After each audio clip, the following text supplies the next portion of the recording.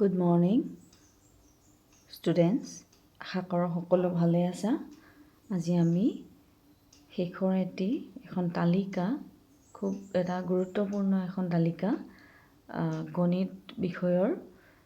ভৱিষ্যতে গণিত জানিবলৈ হ'লে তোমালোকে এই তালিকাখনৰ বিষয়ে জানিবই লাগিব। গতিকে এই তালিকাখনৰ বিষয়ে আজি আমি আলোচনা কৰিম। এতিয়া তালিকাখনলৈ আমি মন কৰিছোঁ।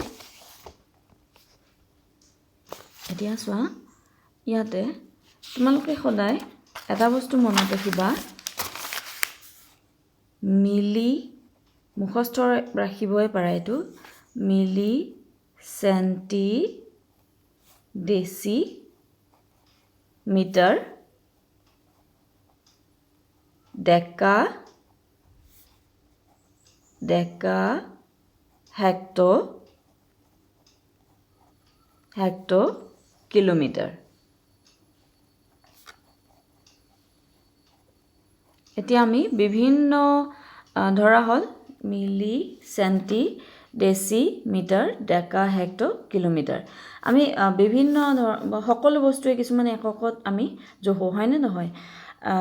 যদি আমি কাপোৰ ধৰা হ'ল, আমি জুখিলোঁ, কাপোৰটো কি হয়, মিটাৰত জোখোঁ।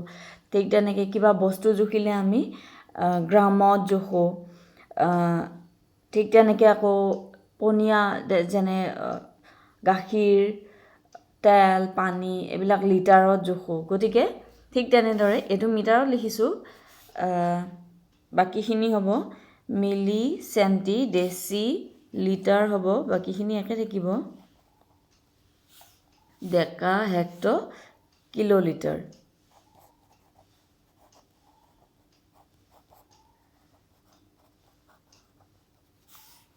তাৰপিছতে আছে গ্ৰাম, বস্তু জুখিবলৈ।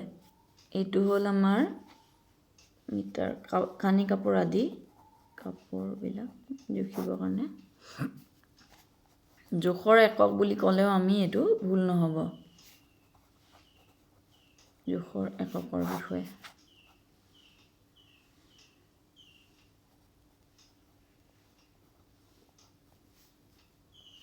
এতিয়া চোৱা, ঠিক তেনেদৰে লিটাৰটো ধৰা হ'ল গাখীৰ, পানী আদি পনীয়া বস্তুবিলাকৰ। ঠিক তেনেদৰে বস্তু জুখিবৰ কাৰণে মিলি চেণ্টি ডেচি গ্ৰাম ডেকা হেক্টো কিলোগ্ৰাম।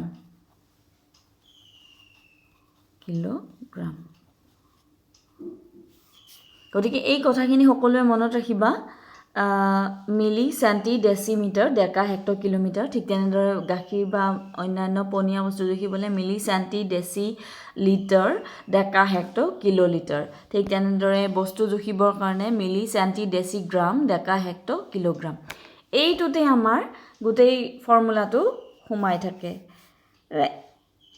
প্ৰথমতে আমাৰ দিয়া আছে ইয়াতে 10 মিলিমিটাৰত 1 চেণ্টিমিটাৰ, 10 মিলিগ্ৰামত 1 চেণ্টিগ্ৰাম। ঠিক তেনেদৰে 10 মিলিলিটাৰত 1 চেণ্টিলিটাৰ। এইটো কেনেদৰে হ'ল? এই মিলিৰ পৰা আমাৰ চেণ্টিলৈকে আহোঁতে 10 আহিছেনে নাই? গতিকে 10 মিলিমিটাৰত 1 চেণ্টিমিটাৰ। মনত থাকিব, এইটোলৈকে ডেচিলৈকে আহিলে কিমান হ'ব? 100 হ'ব। ইয়াতে 10 চেণ্টি, আমি যদি এই অকল চেণ্টিৰ পৰা ডেচিলৈকে আহিব লাগে, 10 চেণ্টিমিটাৰ সমান 1 ডেচিমিটাৰ, 10 চেণ্টিগ্ৰাম সমান 1 ডেচিগ্ৰাম, 10 চেণ্টিলিটাৰ সমান 1 ডেচিলিটাৰ। ঠিক তেনেদৰে আমাৰ ইয়াত ষ্টেপ বাই ষ্টেপ দিয়া হৈছে। ডেচিৰ পৰা যদি আমি মিটাৰলৈকে আহিব লাগে, 10 ডেচিমিটাৰ সমান 1 মিটাৰ।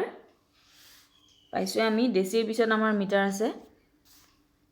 10 ডেচিগ্ৰাম সমান 1 গ্ৰাম, 10 ডেচিলিটাৰ সমান 1 লিটাৰ। ঠিক তেনেদৰে 10 মিটাৰ সমান 1 ডেকামিটাৰ, 10 গ্ৰাম সমান 1 ডেকাগ্ৰাম, 10 লিটাৰ সমান 1 ডেকালিটাৰ।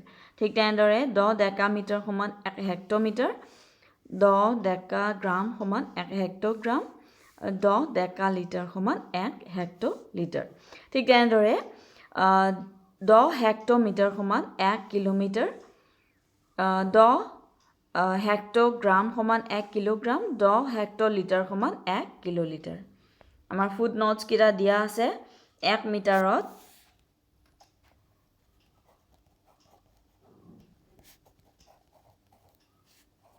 1000 মিলিমিটাৰ।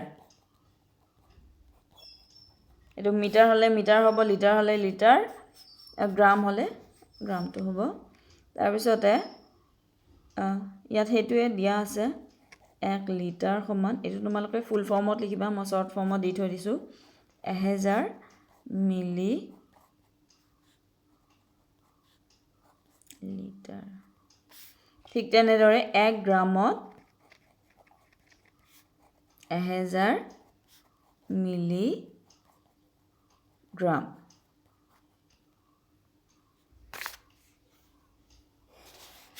এক কিলোমিটাৰত 1000 মিটাৰ। 1 কিলোমিটাৰত আমাৰ পাইছোঁৱে, এইটো কিলোমিটাৰ আৰু এইটো 1 কিলোমিটাৰত আমাৰ কিমান হ'ব? 2 3 তিনিটা শূন্য আহিব নাই? 1 কিলোমিটাৰ সমান 1000 মিটাৰ।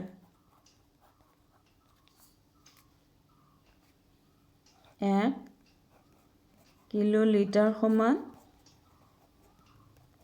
1000 লিটাৰ। 1 কিলোগ্ৰাম সমান